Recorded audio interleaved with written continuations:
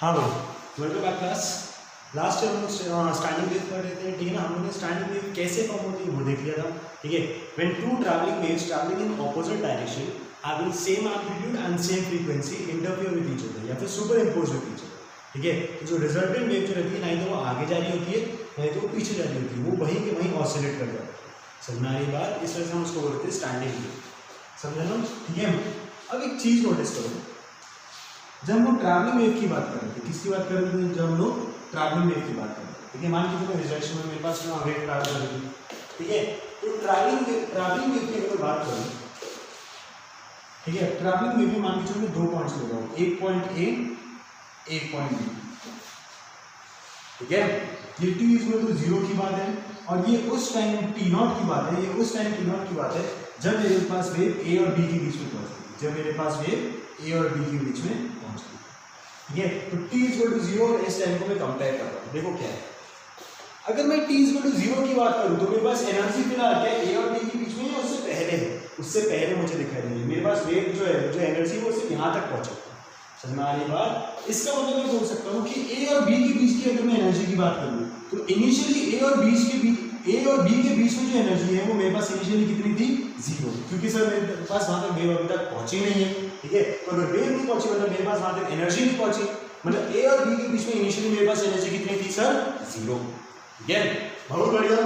अब आगे भी मैं t = t0 टाइम की बात करता हूँ, तो अब वेव मेरे पास ए और बी के बीच में पहुंच गई है, और वेव होती क्या है? Transfer of energy, form of energy की बात कर रहा हूँ मैं।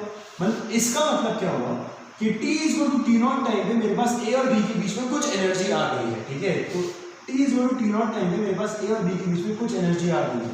तो final energy between A and B 0 है या नॉन 0? सर नॉन 0, मान के चलो that is E0, that is E0। हमारी बात इसका मतलब मैं बात करूं तो इनिशियली ए और बी के बीच में एनर्जी कितनी थी? 0। फाइनली ए और बी के बीच में एनर्जी कितनी है? E0। तो क्या ए और बी के बीच में एनर्जी कंजर्वेशन लगा सकते हो क्या सर? नहीं सर, इनिशियल एनर्जी 0 थी, फाइनल एनर्जी E0 थी। क्या एनर्जी इक्वल है क्या मेरे पास, इनिशियल और फाइनल? नहीं सर। इसका मतलब जब मैं ट्रैवलिंग वेव की बात कर रहा हूं तो ट्रैवलिंग वेव में किसी एक पर्टिकुलर सेक्शन के अंदर मैं एनर्जी कंजर्वेशन नहीं लगा सकता, किसी पर्टिकुलर सेक्शन के अंदर मैं एनर्जी कंजर्वेशन नहीं लगा सकता। समझ के बाद अगर मुझे एनर्जी कंजर्वेशन लगाना है तो through out the string energy conservation लगाना पड़ेगा। इसका मतलब थ्रू आउट द स्ट्रिंग जितनी पहले एनर्जी थी अभी भी थ्रू आउट द स्ट्रिंग उतनी ही एनर्जी थी, बस वो एनर्जी आगे शिफ्ट हो। समझ बात? इसका मतलब क्या हुआ सर कि जब मैं ट्रैवलिंग वेव की बात करता हूँ तो ट्रैवलिंग वेव में मैं एनर्जी कंजर्वेशन किसी पर्टिकुलर सेक्शन ऑफ स्ट्रिंग में लगा हुआ है या पूरी स्ट्रिंग में लगा हुआ है? सर पूरी स्ट्रिंग में लगा हुआ है, ठीक है ना। ट्रैवलिंग वेव में अगर मुझे एनर्जी कंजर्वेशन लगाना है तो थ्रू आउट द स्ट्रिंग मुझे एनर्जी कंजर्वेशन लगाना पड़ेगा, क्योंकि थ्रू आउट द स्ट्रिंग जितनी एनर्जी इनिशियली थी थ्रू आउट द स्ट्रिंग उतनी ही फाइनल एनर्जी। लेकिन किसी पर्टिकुलर सेक्शन की बात करें तो जितनी इनिशियल एनर्जी थी उतनी फाइनल एनर्जी नहीं होगी, ऐसा जरूरी नहीं। समझा ना? ठीक है, बहुत बढ़िया। ऑन दी अदर हैंड अगर मान के चलो मैं एक स्टैंडिंग वेव की बात करता हूँ,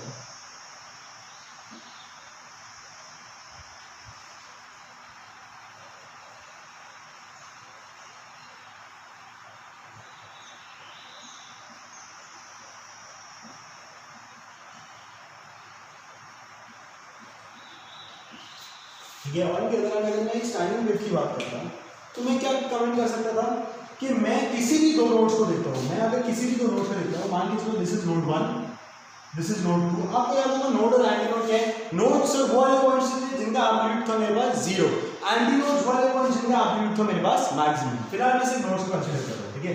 मान के चलो this is node 1, this is node 2, this is node 3, this is node 4। हमारी बात, ठीक है। अब मान के चलो मैं इतना सेक्शन कंसीडर कर रहा हूँ नोड 1 से नोड 2 के बीच में, ठीक है। ये कौन सी वेव है मेरे पास? Standing wave. तो अगर मैं नोड 1 से नोड 2 के बीच में देखता हूँ तो जितनी एनर्जी इनिशियली थी, जितनी एनर्जी मेरे पास इनिशियली थी उतनी एनर्जी मेरे पास फाइनली भी है। क्यों? क्योंकि वो एनर्जी ना ही तो इन 2 नोड्स के आगे जाने वाली है, ना ही तो इन 2 नोड्स के पीछे आने वाली है, वो एनर्जी वहीं पे ऑसिलेट करने वाली है। समझना ये बात? समझा नहीं समझा? ठीक है। स्टैंडिंग वेव का मतलब ही वही होता है, ना ही तो एनर्जी आगे ट्रैवल कर रही है, ना ही तो एनर्जी पीछे ट्रैवल कर रही है, एनर्जी वही ऑसिलेट कर रही है। समझना ये बात? इसका मतलब मेरे पास किसी भी 2 नोड्स के बीच में जितनी इनिशियल एनर्जी होगी हर पॉइंट में मेरे पास उतनी ही एनर्जी रहनी चाहिए। ठीक है, मतलब किसी भी पॉइंट पे जितनी इनिशियल एनर्जी है बाद में उतनी ही फाइनल एनर्जी भी रहेगी in case of standing wave. तो मैं क्या बोल सकता हूँ कि जब मैं स्टैंडिंग वेव को पढ़ रहा हूँ, किसको पढ़ रहा हूँ, स्टैंडिंग वेव को, तो स्टैंडिंग वेव में एनर्जी कंजर्वेशन मैं दो नोड्स के बीच में भी लगा सकता हूँ, लेकिन ट्रैवलिंग वेव में एनर्जी कंजर्वेशन दो पॉइंट्स के बीच में नहीं लगा सकता। समझ बात? This is one of the major difference between travelling and standing wave in terms of energy. समझा ना? ट्रैवलिंग वेव में वो एनर्जी मेरे पास आगे की तरफ ट्रैवल करती है, ठीक है, ट्रैवलिंग वेव में वो एनर्जी मेरे पास आगे की तरफ ट्रैवल करती है, स्टैंडिंग वेव में वही एनर्जी मेरे पास ऑसिलेट कर जा रही है बिटवीन द टू नोड्स। मतलब इन दो नोड्स के बीच में जितनी एनर्जी है वो यहीं पे ऑसिलेट करेंगी, इन दो नोड्स के बीच में जितनी एनर्जी है वो यहीं पे ऑसिलेट करेंगी, इन दो नोड्स के बीच में जितनी एनर्जी है वो यहीं पे ऑसिलेट करेंगी। सुनारी बात? इनके बीच की एनर्जी नहीं तो आगे जाएंगी नहीं तो पीछे जाएंगी, इनके बीच की एनर्जी नहीं तो आगे जाएंगी नहीं तो पीछे जाएंगी, इनके बीच की एनर्जी नहीं तो आगे जाएंगी नहीं तो पीछे जाएंगे। ठीक है, this is one of the major difference between standing wave and travelling wave. Obviously बात है, वो तो अपन लोग नेचर में भी डिफरेंस देख चुके हैं, लेकिन एनर्जी की टर्म्स की अगर मैं बात करूं तो उसमें ये डिफरेंस आता है। ट्रैवलिंग वेव में एनर्जी मेरे पास आगे ट्रैवल कर रही है, स्टैंडिंग वेव में मेरे पास एनर्जी वहीं ऑसिलेट कर जा रही है। ट्रैवलिंग वेव में मैं एनर्जी कंजर्वेशन दो पॉइंट्स के बीच में नहीं पूरी स्ट्रिंग पे लगाता हूं, ट्रैवलिंग वेव में मैं एनर्जी कंजर्वेशन पूरी स्ट्रिंग पे लगाता हूं, स्टैंडिंग वेव में मैं एनर्जी कंजर्वेशन दो पॉइंट्स के बीच में भी लगा सकता हूं। तो क्या स्टैंडिंग वेव में पूरी स्ट्रिंग पे नहीं लगा सकते क्या सर? बिल्कुल लगा सकते हो। अगर दो पॉइंट्स के बीच में एनर्जी कंजर्व है, ठीक है, तो इसके बीच में कंजर्व है, इसके बीच में कंजर्व है, इसके बीच में कंजर्व है, मतलब पूरे स्ट्रिंग के बीच में कंजर्व। समझा? मतलब स्टैंडिंग वेव में दो पॉइंट्स दो नोड्स के बीच में भी एनर्जी कंजर्वेशन लगा सकता था, या फिर पूरी स्ट्रिंग में भी मैं एनर्जी कंजर्वेशन लगा सकता हूं। लेकिन यहां की अगर मैं बात करूं तो यहां पे सिर्फ through out the string energy conservation लगा सकता हूं। ठीक है ना? चलो हाँ, अब आगे देखते हैं। लिख लीजिएगा some differences between travelling wave and standing wave, some differences between travelling wave and standing wave. ठीक है, जो जो चीजें हमने ऑब्जर्व किया है उसी को वापस एक बार हम लोग नोट डाउन कर रहे हैं, जॉट डाउन कर रहे हैं। ठीक है, some differences between travelling wave and standing wave. सबसे पहला difference sir, nature of wave भी डिफरेंट है। यहाँ पे मेरे पास ट्रैवलिंग वेव मतलब एनर्जी मेरे पास आगे की तरफ ट्रैवल हो रही होगी, स्टैंडिंग वेव मतलब मेरे पास एनर्जी वहीं के वहीं एक ही जगह ऑसिलेट कर जाएगी। ठीक है ना? अपने शब्दों में आराम से लिखिए, ट्रैवलिंग वेव में मेरे पास एनर्जी आगे की तरफ ट्रैवल कर रही है, स्टैंडिंग वेव में मेरे पास एनर्जी वहीं के वहीं ऑसिलेट कर जाएगी। ठीक है, और स्टैंडिंग वेव बनती कैसी थी सर? दो travelling waves travelling in opposite direction की वजह से बनती थी। ठीक है ना? स्टैंडिंग वेव बनती ही ट्रैवलिंग वेव्स। ठीक है, लेकिन कब? जब मेरे पास वेव्स ऑपोजिट डायरेक्शन में ट्रैवल कर रही हो with equal amplitude and equal frequency. हाँ, पहला डिफरेंस हो गया। पहले इसमें एनर्जी आगे की तरफ ट्रैवल करती है, दूसरे में एनर्जी वहीं के वहीं ऑसिलेट कर जाएगी। दूसरा डिफरेंस, इक्वेशन। ट्रैवलिंग वेव की अगर मैं इक्वेशन लिखता हूं, ठीक है, अगर मैं ट्रैवलिंग वेव की इक्वेशन लिखता हूं तो ट्रैवलिंग वेव जो हमने, अब क्योंकि मैं साइन ऑसिलेशंस देख रहा हूं, सॉरी एसएचएम ऑसिलेशन देख रहा हूं, मैं कैसे ऑसिलेशन देख रहा हूं? एसएचएम ऑसिलेशन, तो उससे बनने वाली ट्रैवलिंग वेव कैसी नेचर की थी? Travelling sine wave. ठीक है, क्योंकि मेरे पास सोर्स एसएचएम कर रहा था, इस वजह से मेरे पास जो ट्रैवलिंग वेव आ रही थी वो मेरे पास ट्रैवलिंग साइन वेव आ रही थी। ठीक है, जिसकी इक्वेशन आ रही थी मेरे पास a sin omega t minus kx plus fine. समझानी बात? a sin omega t minus kx plus fine. ठीक है, this was the equation of travelling wave. और स्टैंडिंग वेव की मेरे पास इक्वेशन क्या आ रही थी? 2a cos kx sin omega t। समझानी बात? 2a cos kx sin omega t, है ना? इसका मतलब जब भी मेरे पास f of ax plus bt के फॉर्म में अगर इक्वेशन दी गई तो कैसी इक्वेशन होगी मेरे पास? ट्रैवलिंग वेव की इक्वेशन होगी। क्या यहाँ पे मेरे पास वैसा आ रहा है कि ax plus bt? नहीं सर, ये तो अलग अलग टर्म्स है। ठीक है, ये सिंगल टर्म की फॉर्म में नहीं आ रहा है, इस वजह से मेरे पास जो ट्रैवलिंग वेव थी वो कैसी वेव आ रही थी? स्टैंडिंग वेव आ रही थी। ठीक है ना? तीसरा difference, in case of travelling wave we can apply energy conservation throughout the string. In case of traveling wave, we can apply energy conservation throughout the string, but not between two points in the string. In traveling wave, you can apply energy conservation throughout the string, but not between 2 points of the string. You're on the string. Okay. और वही मैं standing wave की अगर मैं बात करूँ, in case of standing wave, we can apply energy conservation. In case of standing wave, we can apply energy conservation throughout the string. We can apply energy conservation throughout the string, as well as between 2 points of the string. जैसे कि मैंने यहाँ पे node और node लिया, वैसे अगर मैं नोड और एंटी नोड लिया रहता तो क्या एनर्जी कंजर्वेशन हो सकती थी या नहीं, वो सोच लेंगे कि नोड और एंटी नोड के बीच में जितनी एनर्जी इनिशियली नहीं हुई, क्या उतनी फाइनल एनर्जी नहीं है, एनर्जी चेंज हो जाएगी, सोच के देखिए, सिंपल। ठीक है, तो इन केस ऑफ ट्रैवलिंग में मैं सिर्फ through out the string energy conservation लगा सकता था, लेकिन किसी 2 पॉइंट्स के बीच में किसी पर्टिकुलर सेक्शन में नहीं लगा सकता था। यहाँ पे किसी छोटे से सेक्शन में भी लगा सकते हो, थ्रू आउट द स्ट्रिंग भी लगा सकते हो। ठीक है,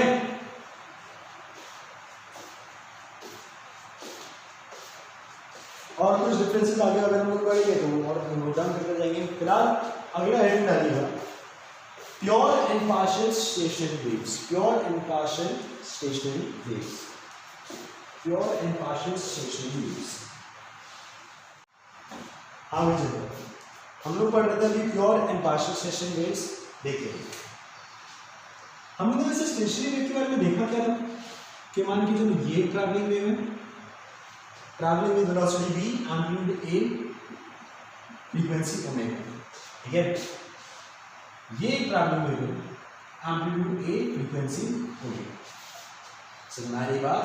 ठीक है, तो जब मेरे पास ये दो वेव्स इंटरफेयर करेंगी या ये दो वेव्स मेरे पास सुपर इम्पोज होंगी, तो मेरे पास रिजल्टिंग वेव जो रहती है वो ना ही तो आगे ट्रैवल करते हुए दिखाई दे रही है, ना ही तो पीछे ट्रैवल करते हुए दिखाई दे रही है।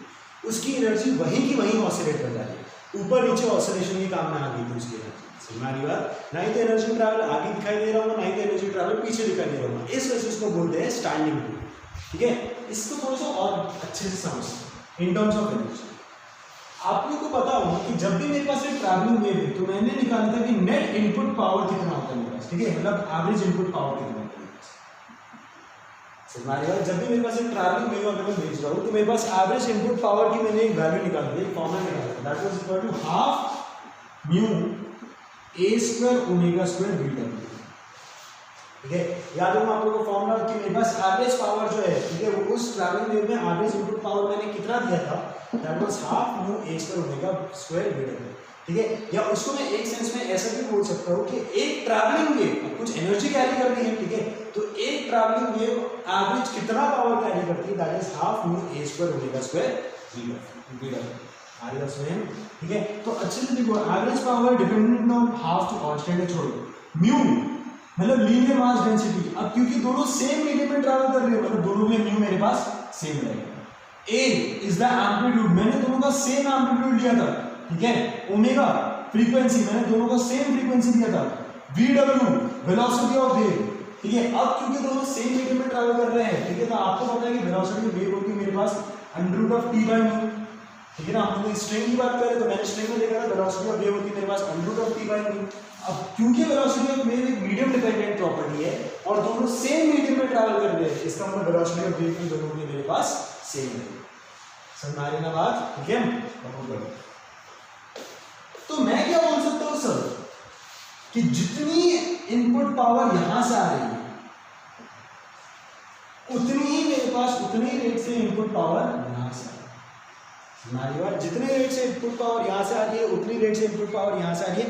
इस वजह से जब दोनों आपस में एक दूसरे से सुपर इम्पोज होते हैं तो नेट रिजल्ट में मुझे अब कोई भी एनर्जी फ्लो दिखाई नहीं देता है। नेट अभी मुझे कोई भी एनर्जी फ्लो दिखाई नहीं देता, क्योंकि जितना energy rate of energy flow यहाँ से था उतना ही रेट ऑफ एनर्जी फ्लो यहाँ से ही था, तो ओवरऑल रिजल्ट वो कैंसिल कर देगा। ओवरऑल रिजल्ट वो कैंसिल कर देगा और मेरे पास जो रिजल्टिंग वेव आ रही थी वो वहीं की वहीं ऑसिलेट कर जाएगा। हमारी बात, जो मेरे पास रिजल्टेंट वेव जो आई थी वो वहीं की वहीं मेरे पास ऑसिलेट कर गई। ठीक है sir, this was standing wave, ये तो समझ में आ गया था, बहुत बढ़िया। हाँ, अब मान के चलते दो ट्रैवलिंग वेव्स ले रहा हूं, travelling in opposite direction, having same frequency, but उनका एम्पलीट्यूड डिफरेंट,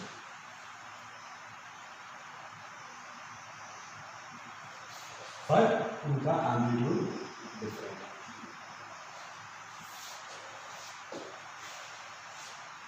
समझ आ रही है बात? ठीक है, दो travelling waves travelling in opposite direction having same frequency but having different amplitudes. अगर ये आपस में एक दूसरे से सुपर इम्पोज होती है, मान लीजिए अगर ये आपस में एक दूसरे से सुपर इम्पोज होती है, तो मैं क्या कमेंट कर सकता हूँ? मुझे पता है सर कि रेट ऑफ एनर्जी फ्लो वही होगा मेरे पास power, rate of energy flow वही होगा मेरे पास power, that is equal to half nu a square omega square v w।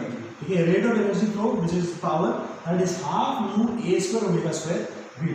ठीक है, nu linear mass density of string, property of medium है मेरे पास, वो तो दोनों के लिए सेम है, चलो म्यू दोनों के लिए सेम रहेगा। एम्पलीट्यूड के दोनों के लिए सेम है? नहीं सर, एक के लिए a1 स्क्वायर है, एक के लिए a2 स्क्वायर। ओमेगा दोनों के लिए सेम है? हाँ सर, फ्रीक्वेंसी सेम है। VW velocity of wave, again medium dependent property, वो भी मेरे पास सेम है। इसका मतलब एवरेज पावर में जो डिफरेंस रेट या फिर इनपुट रेट, ठीक है, कितने रेट से मेरे पास एनर्जी ट्रैवल कर रही है, कितने रेट से मेरे पास एनर्जी ट्रैवल कर रही है, अगर मुझे उसमें देखना है तो एनर्जी रेट की ट्रैवल में मेरे पास सिर्फ एम्पलीट्यूड की वजह से डिफरेंस क्रिएट होगा। ठीक है, एक जगह आ रहा है a1 स्क्वायर, एक जगह आ रहा है मेरे पास a2 स्क्वायर। इसका मतलब जितने रेट से एनर्जी इनपुट यहाँ पे थी, क्या उतनी रेट से एनर्जी इनपुट वहां से है क्या? नहीं सर। मतलब अब यहां से मेरे पास रेट ऑफ एनर्जी इनपुट और यहां से मेरे पास rate of energy input different. किसका एम्पलीट्यूड ज्यादा दिखाई दे रहा है सर? A2, मतलब किसकी एनर्जी इनपुट ज्यादा रहेगी? वहां से। इसका क्या मतलब हुआ सर? इस डायरेक्शन से ज्यादा एनर्जी आ रही है, इस डायरेक्शन से थोड़ी सी एनर्जी आ रही है, ज्यादा एनर्जी थोड़ी सी एनर्जी। ठीक है, तो कुछ एनर्जी कैंसिल हो जाएगी, लेकिन मेरे पास रिजल्टेंट जीरो इफेक्ट दिखाई देगा क्या? नहीं सर, अब भी मेरे पास थोड़ा सा एनर्जी फ्लो दिखाई देगा। ठीक है, तो मेरे पास थोड़ी सी एनर्जी फ्लो इस साइड दिखाई देगी। समझ आ रही बात? ठीक है, तो जो मैं एक्सपेक्ट कर रहा था कि अगर मेरे पास दो ट्रैवलिंग वेव ऑपोजिट डायरेक्शन में ट्रैवल कर रही है तो मेरे पास रिजल्टेंट हमेशा जीरो होगा, ऐसा जरूरी नहीं है। वो जीरो तब होता है जब मेरे पास एम्पलीट्यूड और फ्रीक्वेंसी दोनों सेम है। समझ आ रही बात? अब जैसे मैंने एम्पलीट्यूड का डिफरेंस क्रिएट किया, वैसे मैं फ्रीक्वेंसी का भी डिफरेंस क्रिएट कर सकता था, लेकिन वो अभी हम लोग पढ़ने नहीं वाले, हम लोग सिर्फ एम्पलीट्यूड का डिफरेंस देखने वाले। समझ आ रही बात? समझा नहीं समझा? ठीक है, अब जब मेरे पास एम्पलीट्यूड का डिफरेंस आ रहा है तो मेरे पास जो रिजल्टेंट एनर्जी फ्लो, यहाँ से कुछ रेट ऑफ एनर्जी फ्लो आ रहा था, यहाँ से कुछ रेट ऑफ एनर्जी फ्लो आ रहा था। ठीक है, अब मुझे पता है A2 ज्यादा है, मतलब E/T ऑफ 2 ज्यादा रहेगा मेरे पास। ठीक है, rate of energy flow of second मेरे पास वेव ज्यादा रहेगा। ठीक है, तो rate of energy flow second का ज्यादा है, फर्स्ट का कम है, तो मेरे पास नेट इफेक्ट वापस इधर जाने में दिखाई देगा। तो कुछ एनर्जी मुझे इस डायरेक्शन में ट्रैवल होते हुए दिखाई देगी। समझानी बात? और अगर मुझे एनर्जी ट्रैवल होते हुए दिखाई देती तो क्या वो स्टैंडिंग वेव फॉर्म हुआ है क्या? नहीं। समझानी बात? तो उसको हम लोग बोलेंगे पार्शियल स्टैंडिंग वेव, उसको हम लोग क्या बोलेंगे? Partial standing wave. ठीक है, उसको भी हम लोग पढ़ेंगे, फिलहाल उसको मैंने आपको थोड़ा बहुत समझाया है कि वो एनर्जी फ्लो जो है वो एग्जैक्टली कैंसिल नहीं करता। अगर मेरे पास एम्पलीट्यूड सेम था तो जितना रेट ऑफ एनर्जी फ्लो यहाँ से था उतना ही रेट ऑफ एनर्जी फ्लो यहाँ से था, तो रिजल्टेंट जो है मेरे पास नेगेटिव ऑसिलेट कर जाता है। लेकिन अगर मेरे पास एम्पलीट्यूड डिफरेंस है तो जितना रेट ऑफ एनर्जी फ्लो यहाँ से, उसका थोड़ा सा ज्यादा है, थोड़ा सा कम एनर्जी की रेट ऑफ फ्लो यहाँ से हो सकता है, तो मेरे पास नेट इफेक्ट जीरो नहीं दिखाई देता, या तो वो आगे या फिर पीछे ट्रैवल करते हुए दिखाई देगा। ठीक है, तो वो एग्जैक्टली स्टैंडिंग वेव नहीं बन रही। ठीक है, उसको हम लोग बोलेंगे पार्शियल स्टैंडिंग। ठीक है, फिलहाल उसको करो।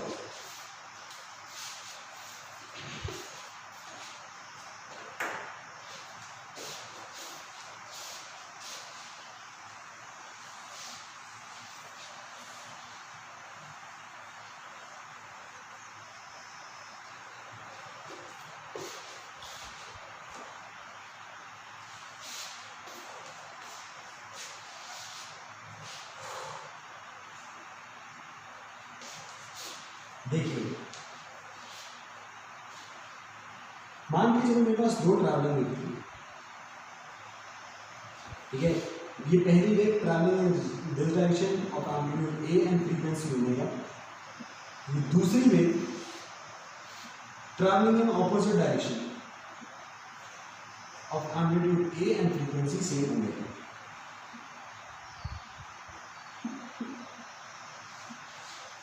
हमारी बात, और दो waves travelling in opposite direction having same amplitude and same frequency. ठीक है, तो जब ये आपस में इंटरफेरेंस कर रही होंगे, जब ये आपस में सुपर इम्पोज हो रही होंगी, तो रिजल्ट में मेरे पास क्या आना चाहिए था, स्टैंडिंग वेव, ठीक है, वो हमने लिखा था, बहुत बढ़िया, ठीक है।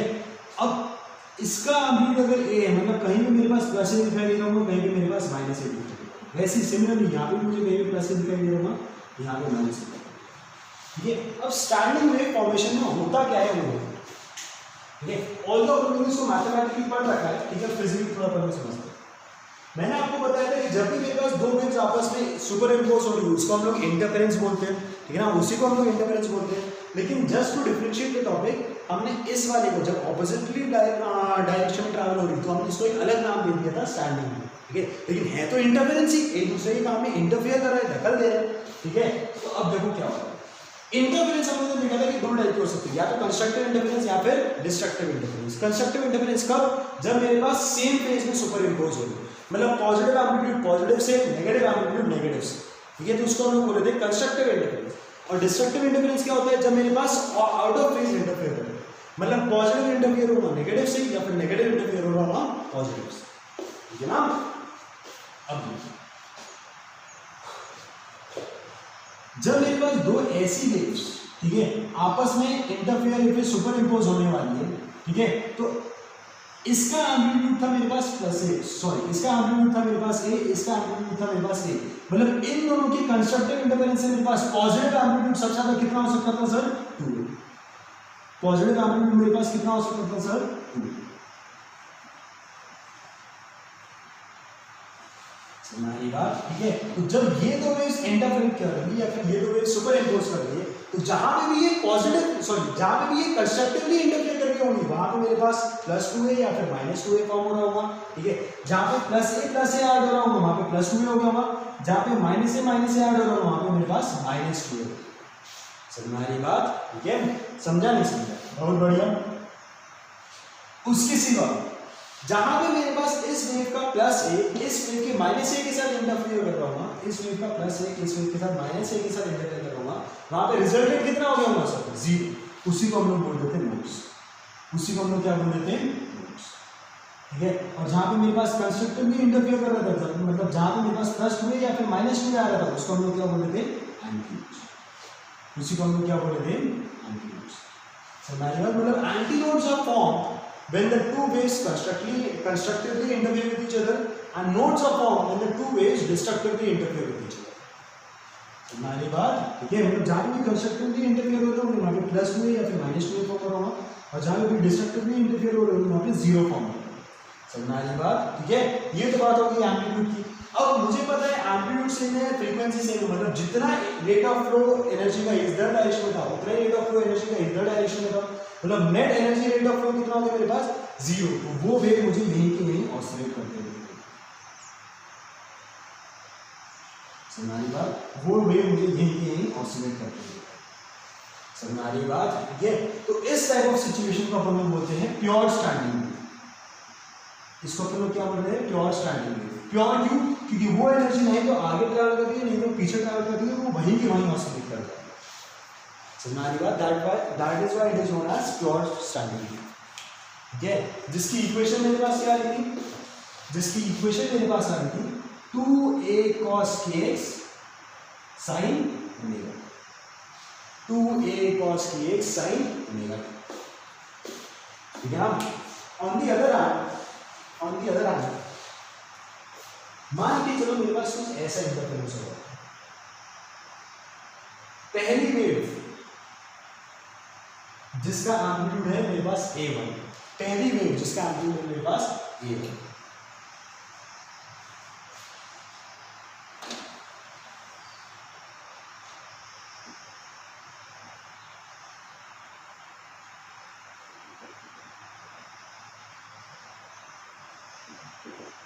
so this is +a1, this is -a, ठीक है। पहली वेव जिसका एम्पलीट्यूड है a1 एंड फ्रीक्वेंसी ओमेगा, दूसरी वेव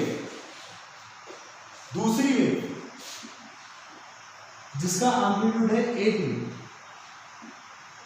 जिसका एम्पलीट्यूड है मेरे पास a2, मतलब this is +a2, this is -a, ठीक है, एंड फ्रीक्वेंसी ओमेगा,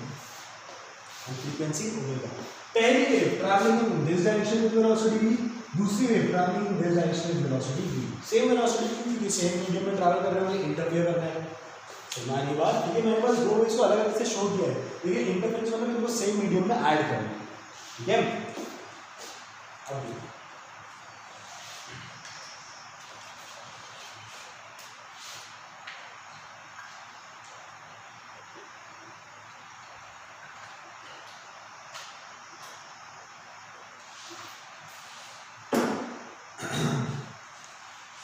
हाँ, अब जब ये दो वेव्स सुपर इम्पोज हो रही होंगी, ठीक है, तो कहीं पे कंस्ट्रक्टिवली इंटरफेयर कर रही होगी, कहीं पे डिस्ट्रक्टिवली इंटरफेयर कर रही होगी।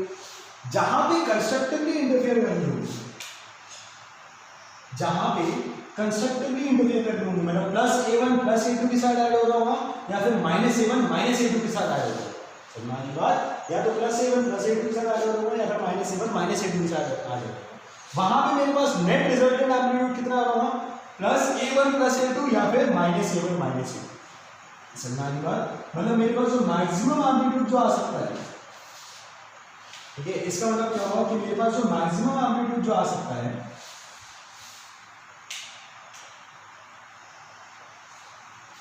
ठीक है, that can either B +a1 +a2 या फिर -a1 +a2।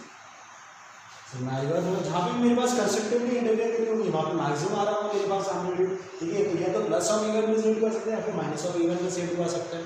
समझ में बात, ठीक है। और जहाँ पे डिस्ट्रक्टिवली इंटरफेयर करनी होगी, यहाँ वहाँ पे +a1 -a2 के साथ इंटरफेयर कर रहा होगा, या फिर +a2 -a1 के साथ इंटरफेयर कर रहा होगा। समझ बात, या तो +a1 -a2 या फिर -a1 +a2, ठीक है। तो उस टाइम मेरे पास जो एम्पलीट्यूड जो आ रहा होगा दैट इज +a1 -a2 या फिर -a1 -a2।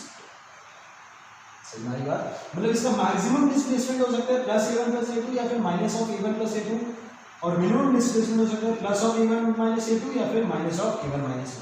तो जो रिजल्टेंट वेव जो है वो मुझे कुछ ऐसी दिखाई देगी।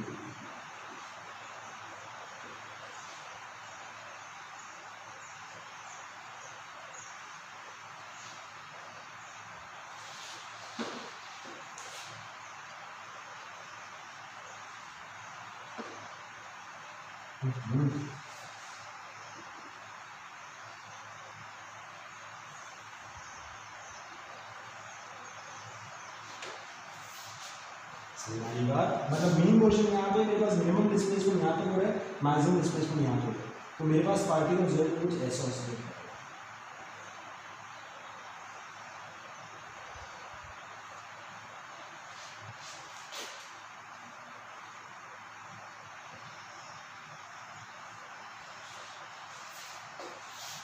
हमारी बात, ठीक है। जब मैं यहाँ पे दिख रहा था तो मेरे पास पार्टिकल्स ऐसे ऑसिलेट कर रहे थे,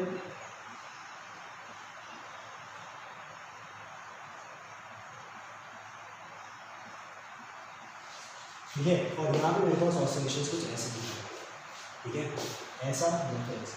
इसका मतलब जब मैं प्योर स्टेशनरी वेव्स की बात कर रहा था, किसकी बात, जब मैं प्योर स्टेशनरी वेव्स की बात कर रहा था, तो मैक्सिमम आ रहा था मेरे पास +2a और मिनिमम आ रहा था मेरे पास 0। जब मैं इस टाइप की वेव की बात कर रहा हूँ विच इज नॉट प्योर, ठीक है, तो वहाँ पे मेरे पास मैक्सिमम आ रहा था +a1 +a2 और मिनिमम आ रहा था +a1 -a2, मतलब इस बार मिनिमम 0 नहीं आ रहा, क्योंकि वो एक दूसरे को कंप्लीटली कैंसिल नहीं कर रहा। और भाई करेंगे भी कैसे, दोनों का एम्पलीट्यूड सेम था नहीं, इस वजह से वो एक दूसरे को कंप्लीटली कैंसिल नहीं करेगा। समझा, ठीक है। तो ऐसी टाइप ऑफ वेव, अब क्योंकि मेरे पास ऑपोजिट डायरेक्शन में ट्रैवल कर रहे हैं, और जब भी ऑपोजिट डायरेक्शन में ट्रैवल कर रहे हैं उसको तो सब हमने स्टैंडिंग वेव पढ़ा था, आया नहीं, उसी को तो हमने स्टैंडिंग वेव पढ़ा था। इस वजह से ऐसे टाइप ऑफ सिचुएशन में ये एग्जैक्टली स्टैंडिंग वेव तो बन नहीं रही है, लेकिन नामकरण करने के लिए इसको पार्शियल स्टैंडिंग वेव, इसका मतलब क्या हो गया, पार्शियल स्टैंडिंग।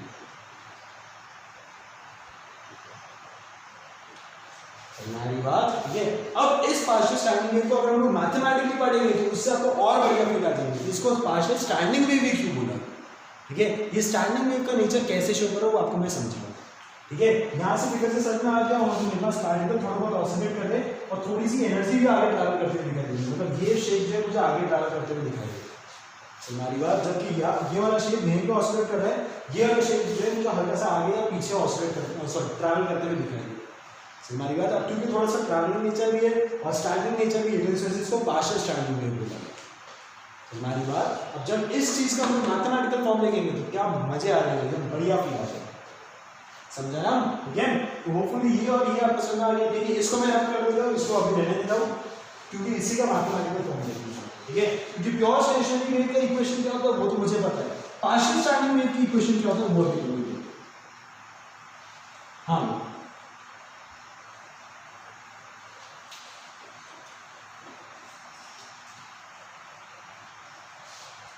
अब देखिए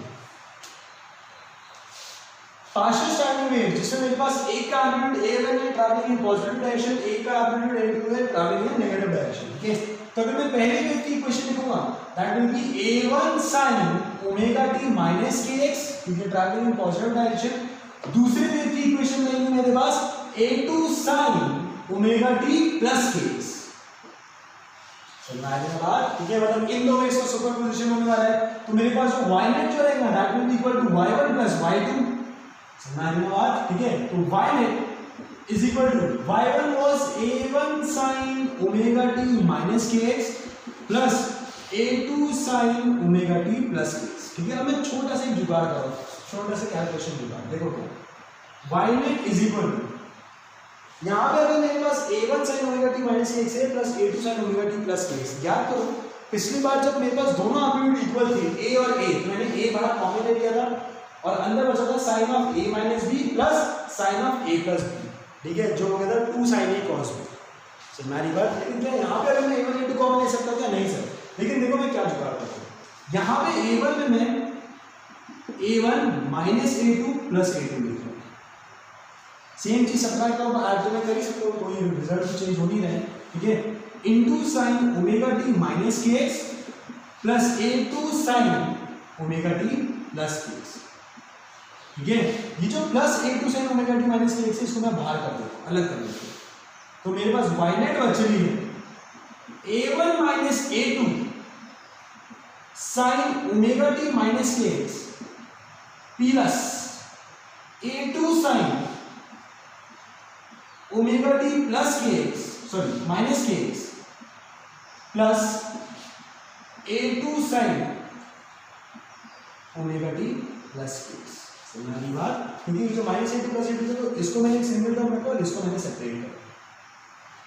अब देखो यहाँ पे मैं a2 और a2 कॉमन ले सकता हूँ। ठीक है, तो मेरे पास y नेट हो जाएगी a1 minus a2 sin of omega T minus kx plus a2 अगर मैं कॉमन ले लेता हूं sin of a minus b plus sin of a plus b। वो क्या होगा मेरे पास 2 sin a cos b, मतलब वो हो जाएगा मेरे पास 2a2। ठीक है, cos kx sin ओमेगा। ठीक है, 2 sin a cos b, तो उसको मैंने थोड़ा सा रीअरेंज करके 2a2 cos kx sin omega. अब अच्छे से ये एक हिस्सा आया है, ठीक है, मेरे पास y नेट में ये एक हिस्सा आया है और ये एक हिस्सा। अच्छे से देखो ये जो है 2a2 cos kx sin omega t, ये किसकी इक्वेशन होती है? This was the equation of standing wave of amplitude 2a2 cos kx। समझ रही बात? यही तो स्टैंडिंग वेव की इक्वेशन आती है 2a cos kx sin omega t, जहां पे a की वैल्यू a2 होगी। ठीक है, मतलब this is standing wave contribution, this is standing wave contribution. और इसको अगर मैं देखूं a1 minus a2 sin omega t minus kx, अगर मैंने a1 माइनस a2 को अगर मैंने कुछ a डैश लिख दिया तो a dash sin omega t minus kx, अरे ये तो ट्रैवलिंग वेव की इक्वेशन होगी। So this is travelling wave contribution. मतलब ऐसे केस में जब मेरे पास दो waves travelling in opposite direction having different amplitude but same frequency. ठीक है, two waves travelling in opposite direction having different amplitude but same frequency, when they superimpose with each other, तो उसमें मेरे पास ट्रैवलिंग वेव का भी nature आ रहा होता है, स्टैंडिंग वेव का भी नेचर आ रहा है। ठीक है, इस वजह से उसको हम लोग बोलते हैं पार्शियल स्टैंडिंग वेव। इस वजह से उसको हम लोग क्या बोलते हैं? Partial standing wave. समझा? ठीक है, मतलब ये वाला हिस्सा जो है इसका थोड़ा बहुत ट्रैवलिंग नेचर भी आ रहा है। क्योंकि मैंने A1 ज़्यादा रखा है तो उसका net energy input rate of input ज़्यादा था, तो इस वजह से मेरे पास पॉजिटिव डायरेक्शन में रिजल्टेंट ट्रैवल कर रहा है। अगर मेरे पास A2 ज़्यादा होता तो नेट मेरे पास नेगेटिव डायरेक्शन में ट्रैवल करता। समझा नहीं समझा? ठीक है, गुड।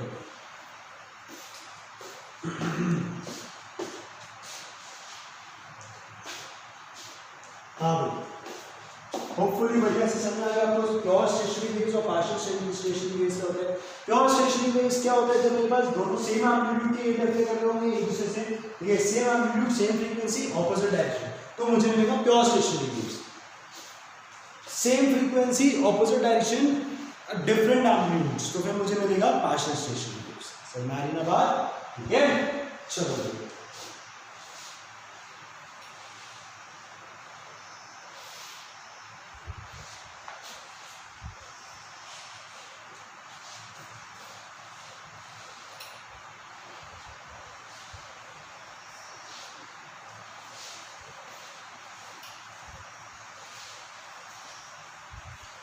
तो इससे हमको समझ आ गया जहां पे मेरे पास रेट ऑफ इनपुट ज्यादा है, ठीक है, जहां पे मेरे पास रेट ऑफ इनपुट ज्यादा रहेगा, समझ आ रही बात, उस डायरेक्शन में मेरे पास नेट मूव कर रही होगी, ठीक है। जहां भी मेरे पास रेट ऑफ एनर्जी इनपुट ज्यादा रहेगा, जहां भी मेरे पास रेट ऑफ एनर्जी इनपुट ज्यादा रहेगा, ठीक है, उस डायरेक्शन में मेरे पास नेट एनर्जी फ्लो कर रही होगी, उस डायरेक्शन में मेरे पास नेट एनर्जी फ्लो कर रही होगी। तो इससे हमको क्या समझ आता है? सर एनर्जी का चक्कर बाबू भाई, एनर्जी का चक्कर, रेट ऑफ एनर्जी का चक्कर सब मतलब ही होते हैं, जहां ज्यादा दिखा वहां भाग। समझा? चलिए बस आज के लिए छोटे छोटे से और टॉपिक बचे, वो मतलब खत्म करते हैं फटाफट, ठीक है। कल स्टेशन की साइड में खत्म कर देंगे और फिर परसों से अपन स्टार्ट करेंगे साउंड वेव्स, ठीक है ना। देखिए हेडिंग डालिएगा, different equation for a stationary wave. Heading डालिए different equation for a stationary wave. Different equation for a stationary wave. Stationary wave, standing wave एक ही बात है, अलग अलग नाम दिए गए।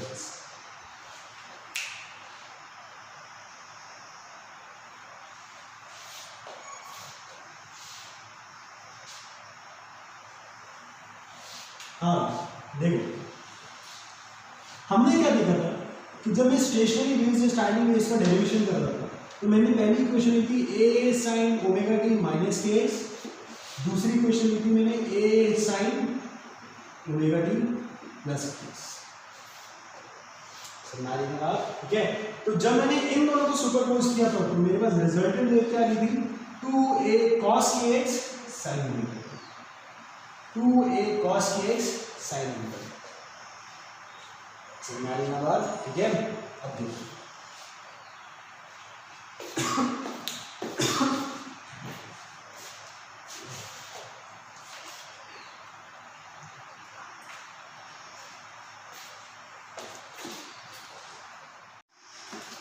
हाँ ठीक है, तो मेरे पास रिजल्टेंट आ गया y net is equal to 2a cos के x sin omega.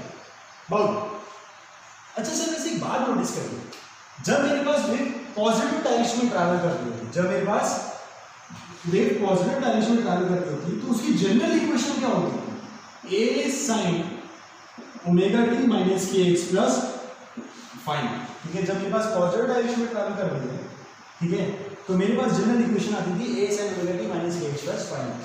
On the other hand जब मेरे पास वेव नेगेटिव डायरेक्शन में ट्रैवल कर रही थी, कहां पे? नेगेटिव डायरेक्शन, तो जनरल इक्वेशन क्या आती थी? a sin omega T plus K X plus, हमारी बात, ठीक है। पॉजिटिव डायरेक्शन में ट्रैवल कर रही है तो general equation was a sin omega T minus K X plus phi naught, this is the general equation. अगर नेगेटिव डायरेक्शन में ट्रैवल कर रही है तो जनरल इक्वेशन थी मेरे पास a sin omega T plus K X plus phi. अगर मैं इन दोनों को कंपेयर करता हूं, क्योंकि y1 तो पॉजिटिव डायरेक्शन में ट्रैवल कर रहा है मेरे पास, अगर मैं y1 और उसकी जनरल इक्वेशन को कंपेयर करता हूं तो उसके हिसाब से मेरे पास फाइ नॉट की वैल्यू कितनी है? मेरे पास 0। y1 में फाइ नॉट की वैल्यू कितनी आ रही है? मेरे पास 0, ठीक है। क्योंकि अगर मैं पॉजिटिव डायरेक्शन की जनरल इक्वेशन से कंपेयर करता हूं, a टर्म है, ओमेगा टी टर्म है, kx टर्म है, फाइ नॉट की जगह में मेरे पास कुछ नहीं होगा, फाइ नॉट की वैल्यू कितनी मेरे पास 0। इसका मतलब initial phase of y1 is 0। वही क्या करेगा y2 और उसकी जनरल इक्वेशन को कंपेयर करता हूं। a है ओमेगा t है प्लस kx है, पाई नॉट की जगह कुछ भी नहीं, मतलब इसका इनिशियल फेज भी कितना होगा 0। मतलब भाई y1 का भी इनिशियल फेज 0 था, y2 का भी इनिशियल फेज 0 था, तो दोनों के बीच में इनिशियल फेज डिफरेंस कितना था 0।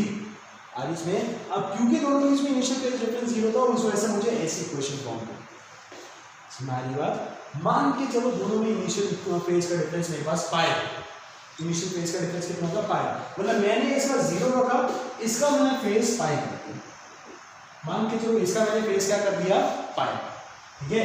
तो y2 की इक्वेशन नहीं a sin omega t plus kx plus pi.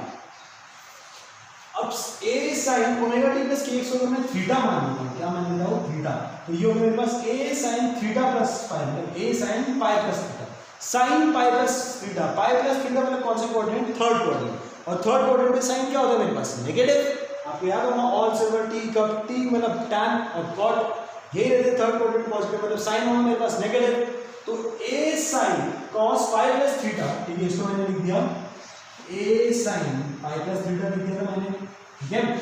तो y2 की इक्वेशन आ गई मेरे पास a sin pi plus theta को मैं क्या लिख सकता हूँ माइनस साइन थीटा, क्या लिख सकता हूँ माइनस साइन थीटा, क्योंकि थर्ड क्वाड्रेंट में है, तो वो मेरे पास माइनस a sin थीटा, और थीटा था क्या मेरे पास ओमेगा t प्लस, हमारी बात मतलब इसका फेज मैंने इनिशियली 0 रखा और इसका फेज मैंने क्या कर दिया पाई, ताकि दोनों के बीच में फेज डिफरेंस कितना हो गया पाई। अच्छा, अब अगर दोनों के बीच में फेज डिफरेंस पाई हो गया तो भी इनका रिजल्टेंट यही इक्वेशन देंगे क्या, चलो देखते हैं। अगर मैं रिजल्टेंट निकाल दूं y ने भाई साहब y1 plus y2, where y1 was a sin omega t minus kx plus y2 was minus a sin omega t plus kx। समझ रही बात, क्या a और a कॉमन ले सकते हैं, तो a और a अगर मैंने कॉमन ले लिया तो sin of a minus b minus of sin a plus b, ठीक है, sin of a minus b minus of sin a plus b, तो वो आ जाएगा मेरे पास 2 cos a sin b, ठीक है। अपन लोग थोड़ा देख लेते हैं, sin of omega t minus kx minus sin omega t plus kx, ठीक है। अगर मैं इसको एक्सपैंड करता हूं sin of a minus b, तो sin a cos b minus cos a sin b plus sorry minus sin of a plus b, तो हो जाएगा मेरे पास sin a cos b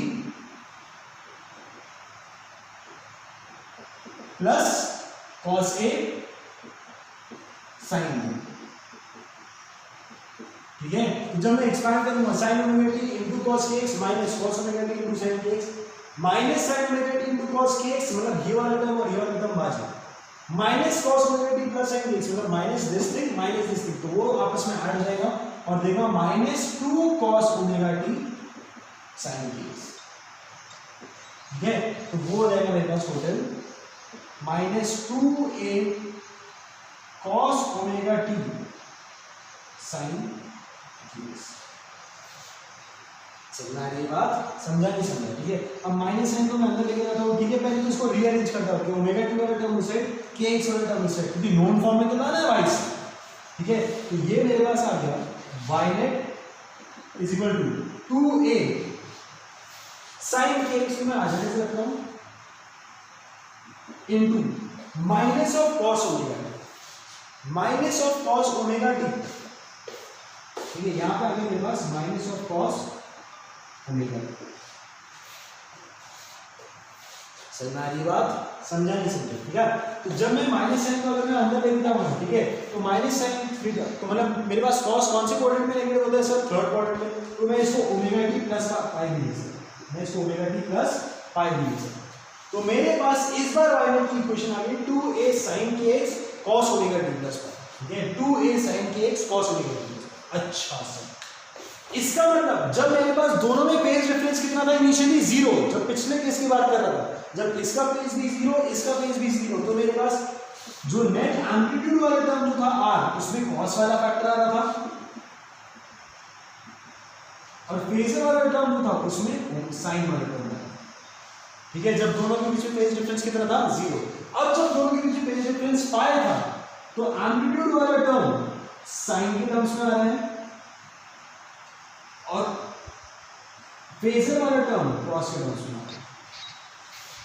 समझाने बाद इसका मतलब ऐसा कुछ फिक्स नहीं है कि मेरे पास हमेशा इक्वेशन इसी यही रहेगी, ठीक है, ऐसा कुछ फिक्स नहीं कि मेरे पास इक्वेशन यही रहेगी, लेकिन इक्वेशन इसी फॉर्मेट में रहेगी। कॉस की जगह साइन हो सकता है, साइन की जगह कॉस हो सकता है, डिपेंडिंग ऑन दोनों के बीच में फेज डिफरेंस कितना है, डिपेंडिंग ऑन दोनों के बीच में फेज डिफरेंस कितना है। समझानी बात, समझा नहीं समझा, ठीक है। हाँ दोस्तों, अगर मेरे पास एक और पॉसिबिलिटी आ गई, जैसे कि पहले तो मैं सिर्फ ये पढ़ा था, अब मेरे पास एक और ये पॉसिबिलिटी आ गई, सर ये और भी पॉसिबिलिटीज हो सकती है। हाँ सर, जितने भी साइन कॉस के कॉम्बिनेशंस होते हैं वो सारे पॉसिबल है, ठीक है, जितने भी साइन कॉस के वहां पॉसिबल, ठीक है। तो मेरे पास वाइनेट की इक्वेशन,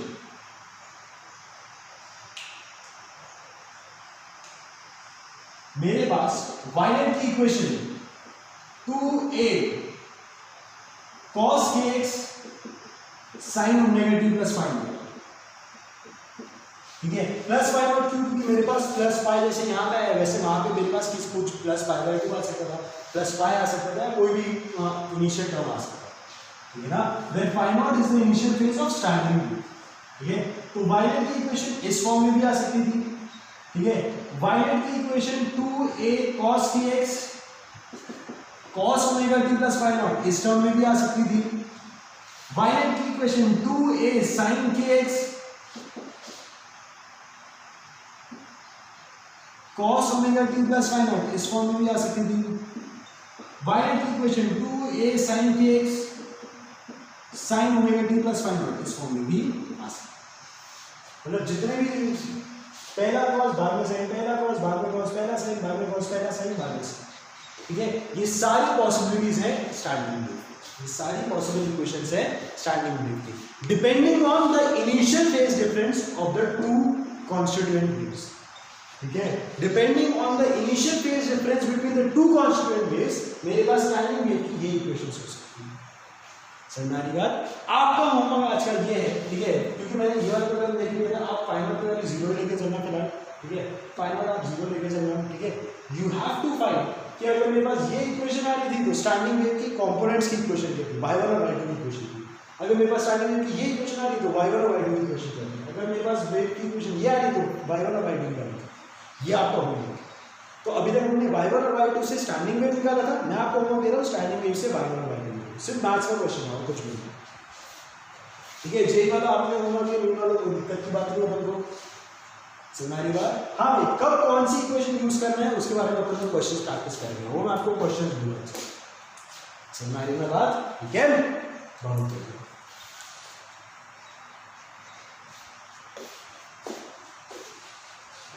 चलिए भाई जनता, आज के लिए इतना ही। आप और हमारा सफर यहाँ पे आज समाप्त होता है।